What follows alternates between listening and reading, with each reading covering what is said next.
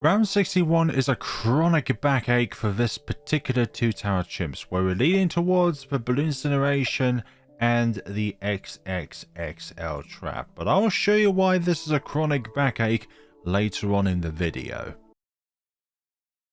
Two-tower chimps. You place down two towers in an entire chimps mode, and only those two towers will be able to do all of the damage required in order to get through all of the rounds. So, as the introduction flare said, we are doing this with the XXXL Trap and the Blooncineration. But how on earth we're going to be able to do this, I have no goddamn idea, but we're going to do our darn most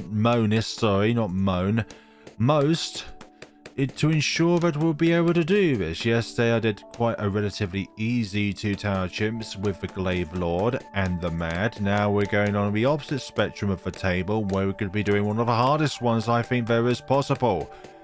These two. But once you get the two tier 5s up and running, I feel like we're going to be for an easier time, but it's been able to get through the middle section of the game, which is going to be the hardest section in my opinion. While we have this engineer up, we definitely need signal flare in order to counteract camo balloons for this point in time. So I'm going to leave the curse of the artillery in this small square here.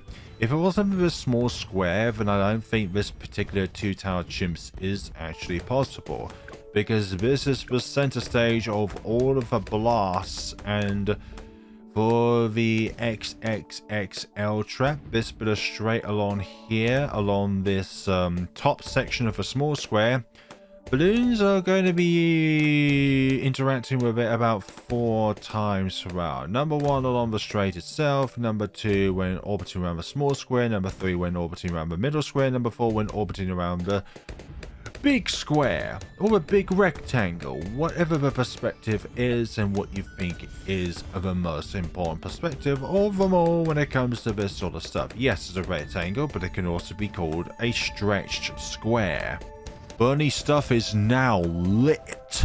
If I had a flare only challenge where I can only use towers and upgrades with the name as flare in them, then I feel like I'll just probably be stuck at a 003 artillery all day long with no other means of accessibility. So I think that will go down into the deep fat fryer when it comes to stuff that I could possibly do. And then black balloons will come along and say goodbye to our chances. Like, even with the Bernie stuff, black balloons and zebra balloons are still a big threat, because in order for the Bernie stuff to apply, well, we're going to actually be able to need to do damage to the balloon itself initially. The burn is just a secondary if the primary, as in damage, is able to inflict it in the first place. So we've got a 023 artillery. Now we're going to be going for a 203 engineer. Now you might be wondering, why are you going to get balloon trap as soon as possible?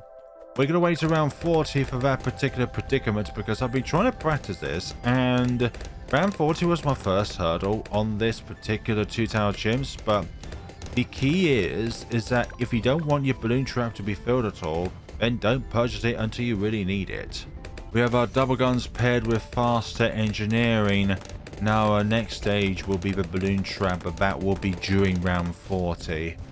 Round 28, lead stand, no chance here. Lovely, thanks to our Mortar Monkey, we'll be able to get through all of those just fine. I think to this date, there's been no such thing as a 2 megapots with Striker Jones or a 2-tower chimps with Striker Jones. And honestly, I can see why. I don't think Striker Jones is that great when it comes to just a very few amount of balloons on, a very few amount of towers on the field. Striker Jones is only really utilized within a normal chimps game, where you can put down all sorts of different kinds of towers, like the 204 bomb tower and stuff like that. Stuff where in numerous numbers you're able to fully utilize Striker Jones and his abilities to be able to enhance mortars and bombs. Round 36, we've got a bunch of camos out here, but guess what? Our signal flare is able to decamify those balloons, Single flare is probably one of the best decamifying methods out there. I still think submersion support is literally the best because it's a guaranteed area zone range, whereas with this sometimes it can be the fact that a balloon can be too fast, but because of the fact that submersion support has such long range to it, well, even the fastest balloons won't be able to evade decamification. Skimmer is also up there as well, but I wonder what the worst decamification method is. I think in some ways the foam is, because it's very limited in area and it can get easily overwhelmed by normal balloons because the foam also enacts as a temporary slow as well to balloons. Round 39 is going to be adjourned very, very soon. And let's buy the balloon trap here and there, ready for round 40. And we're going to need a micro round 40 because we need every single shell to hit the Moab itself if we're going to stand a chance here. Like, these are going to be doing a little bit of work. We're going to put it on fast forward there for just a little bit while it makes rounds around the small square. But when I try to do this initially, I'm always getting it so that only one or two of the ceramics that spawned out of the Moab itself goes into the trap and the others just waltz right through because the trap cannot take anymore. But then the solution is just don't buy the trap until you really need it, until you need its full capacity from 0 to 100. And sorry for all of this stuff which is click to set target, but excuse me, what the hell was that? Okay, I don't know what I did better that time, but alas we did it. You wanted to say that the Moabs literally is popped right on top of the trap itself, so a trap is able to soak up all of those camos. I think it's one trap per all of the ceramics are inside a Moab itself, so if you're able to get from 0 to 100, you can literally trap all of the ceramics inside a balloon trap itself, which is good. But in the same ways, it's a little bit of practice as to try and get the perfect trap for all of those ceramics that spawn out of a Moab itself. Whereas other times, like here, it's really random, and sometimes you can get for a nasty surprise where you're not able to deal with everything because the trap is literally consumed too soon, and it feels like the trap itself does not come out at all when you really need it, as in when the trap itself has been used up, and then when trying to get another one out, which is the point of faster engineering. But sometimes that faster engineering is not fast enough. Anyways, we've got the money for Shattering Shells, so now we'll be able to do extra damage against the Moabs. And it's mainly the burny part of the upgrade, which is literally doing the majority of the damage against the Moabs, which is going to be absolutely key for round 61 when we need to deal with the numerous Moabs on that particular round. Because round 61, I've not been able to get through with this particular pairing. But I found through try and error, don't always hit the same Moab. Like, as in, try not to always hit the frontmost Moab, because what you're literally doing, yes, you're doing more explosive damage, but the burning damage is doing the sheer majority of the damage itself. So don't waste your time on just the frontmost Moab. Literally just go between different Moabs and hope that the balloon trap itself is able to soak up all of the ceramics which are inside it. It's going to take multiple attempts in order to do this, but once you're able to do it, it's going to be oh so delicious. So here is the last one for extermination. Yeah, this is kind of hard in its own way because you need to really think about what you're going to be doing in the future rather than just right now. Like, it's very easy to just get yourself a balloon trap willy-nilly, but for round 40 you really need it so that the balloon trap is freshly laid on that particular round, or at the very end of round 39 when you're comfortable that none of the lingering balloons are going to go inside the trap itself. Round 52. And also, if you just leave the cursor inside the small square, the majority of the damage will be done to all of the Maris, because a lot of the time they will be consistent in there. Okay, so we're going to move over to here. And yeah, see, just look at that backmost one. Like, that was one which was, well, what do you call it? It was still in flames, but yet a lot of damage was done. But we really need the cursor to be over here because of the fact that these pink cameras can be a bit of a nuisance in and of itself. Because these balloon traps cannot innately detect and trap balloons because of the fact that they cannot do that by themselves. I hate multiple Moabs. Round 54 is here. We were able to do round 53 just about, but that is not the most difficult round of them all.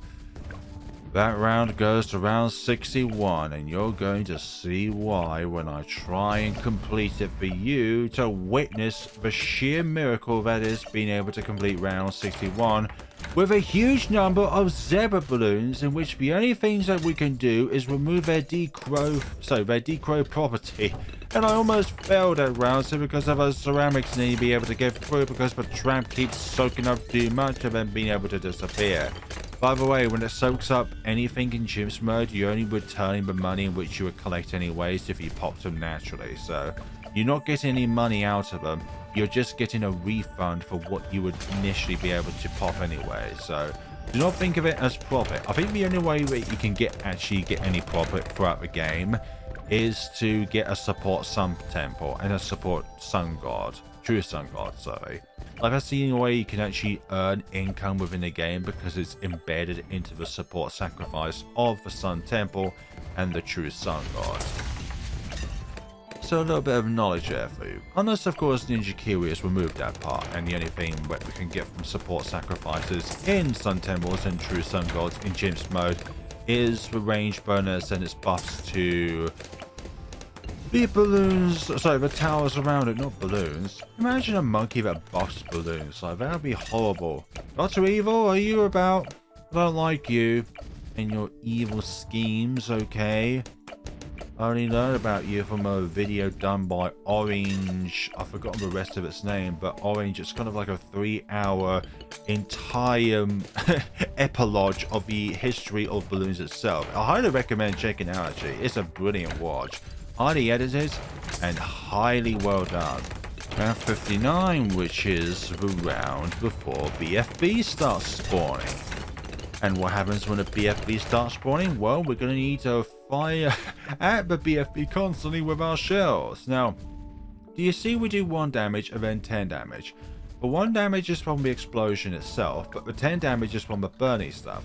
That is why we need to alternate between different Moabs in which we target on the next round.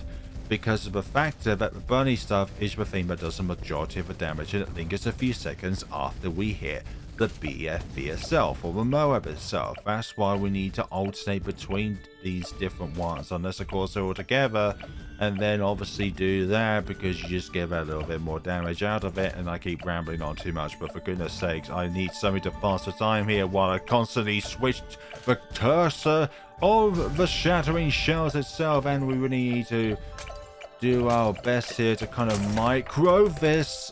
Oh, the pin with the burny stuff kept them all in effect there. So this is the really difficult round, and I'm going to show the first failure here, but then afterwards I will then show the successful round if I'm able to manage one. Unless of course this is the one. So see how we're alternating between different targets? Because of the fact that the bunny stuff does the majority of the damage, and we're going to go right through. I think the best idea is to try and get a fresh one down when there's just Moabs left, and then alternate between, I would say, the first Moab and then the third one, just so that you're able to have different positionings around the map, so that you're not always targeting the frontmost Moab, so that the balloon trap itself has time to respawn between the different Moabs and ceramics that spawns out. But also do your best not to target them, because the more balloons it soaks up, the more likely it is to escape. I mean, be consumed. That was so close. If I just was able to target the ceramics a bit better with my cursor, that would have been it. But I hate micro-managing to oblivion. That's my least favorite factor in this entire game. Okay, we're in the clear. That is round 62. Great, now we've got a huge problem here, and that's purples. We're going to give them a huge problem because they can be soaked up by purples. And they don't have as much RBE as the treacherous zebra balloons do, but unfortunately we're getting our work cut out here because of the factor of, well, all of these purples keep soaking up the means for our trap to be able to do its work against the ceramics because the purples are such annoyances.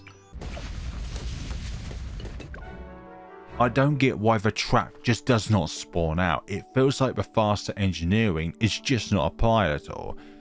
Nah, I'm just trying to imagine that the balloon trap is overpowered.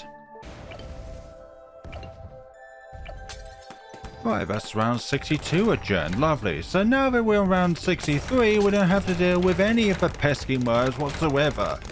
We are 7k away from the Blooncineration, which means a lot of our problems will be completely reverted by the time that time comes around, but we still need to actually get there. And if it's just Moab spawning, then this is actually pretty fine. Although we do need to remove a fortified property of these Moabs first, so that we'll be able to deal with a meat and potato here and there when they come around. But obviously, we have to do ourselves a ton of microing so that we're able to get the trickle of the majority of these ceramics so that they're not going to be an issue towards us. But unfortunately, the ceramics themselves are going to be an issue. And that's going to be a thing.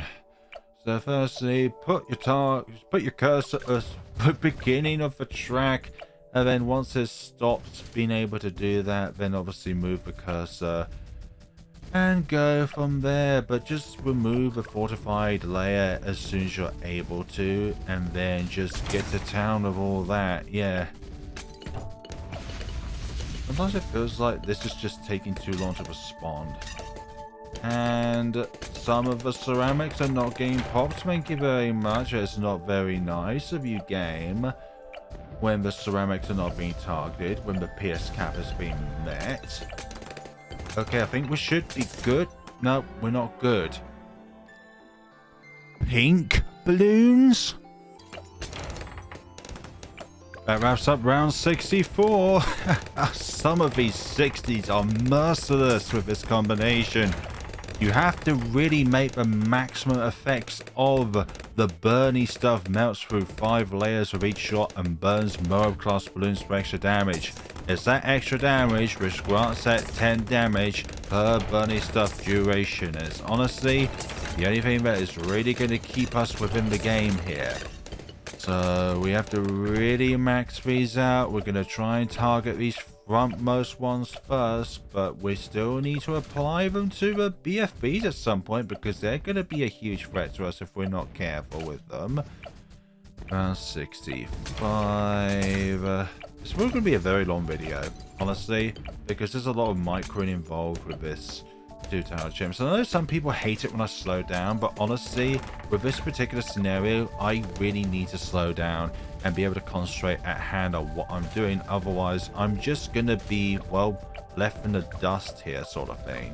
I'm not going to be able to concentrate fully on what's going on unless I have full control of what is going on here. And that is this scenario right here where I'm trying to burn every single living thing to a crisp. And then from there, I'll be able to do what needs to be done. But obviously, all of these ceramics are going to have to be concentrated, fired simultaneously, which is going to be impossible. And obviously, that's too much for our balloon trap to be able to deal with.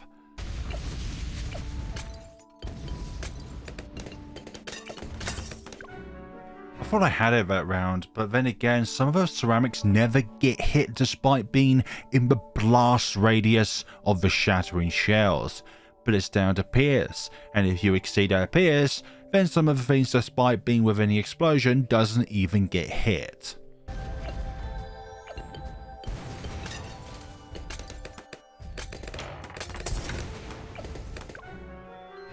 Just so many balloons to deal with, sometimes it feels impossible. And it feels like these sentry turrets do not do anything because, well, the pierced cap has been met with all of these. And the balloon traps feel worthless at times.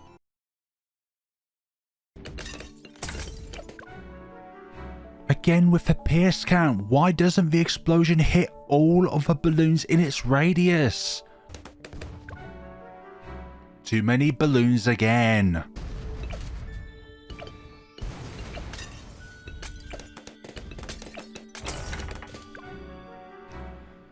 The shells do not hit all of the ceramics. I hit all of them perfectly that time, but yet not all of them were hit because of a pierce cap. It's impossible to do this round with Shattering Shells.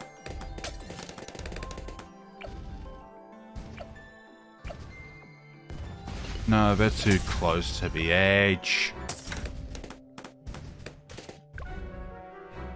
For goodness sakes, that is the most pitiful one ever. Engineer, you had one job, handle red balloons, and you couldn't even do that.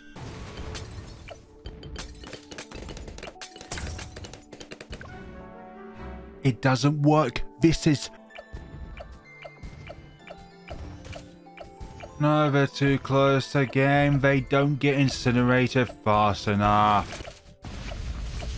Too early. God damn it, engineer. Why can't you deal with red balloons, but yet you can deal with a goddamn BFB like that? That makes no goddamn sense. I want to divide these up, not be able so that I have to try and pop so many ceramics all at once. I mean, look at this stuff. I can only deploy so many shells at any given point in time, and the only way I can do that is if I divide and conquer each of the BFBs one at a time. But I can't do that if the engineer keeps popping the BFB.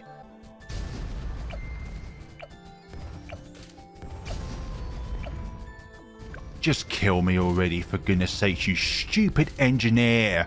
Why do you always do this to me? I have it perfect, where I have both of the BFBs divided with one of them popped into Moabs and the other one still intact as a BFB. But yeah, I can't do that because the sentries and the engineer keep popping the BFB almost as if it's trolling me. Just stop attacking the BFB for once when it's at critical health. It can pop BFBs, it can't pop little balloons, for goodness sakes, engineer. You are so contrary to what I want you to do, please.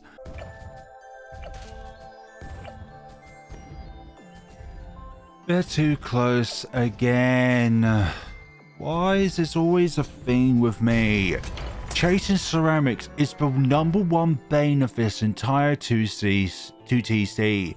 Chasing ceramics which are too fast to try and get your little cursor over with the artillery so that you're able actually to hit them. But guess what? 16 more ceramics are right behind you.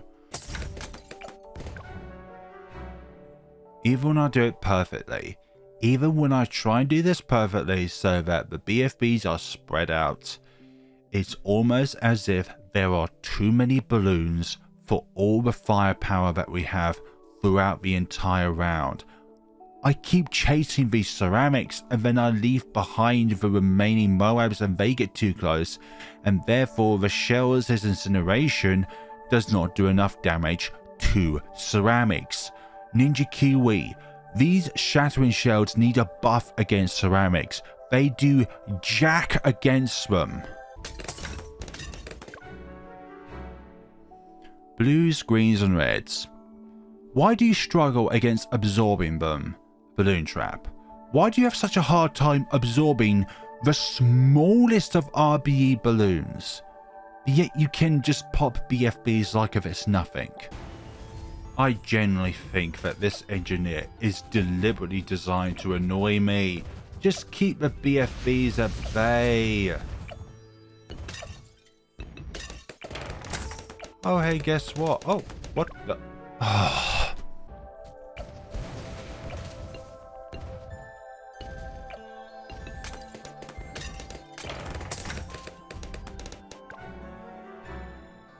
Deaths like that are just the most humiliating ones because they are perfectly dealable, yet the engineer is bloody useless.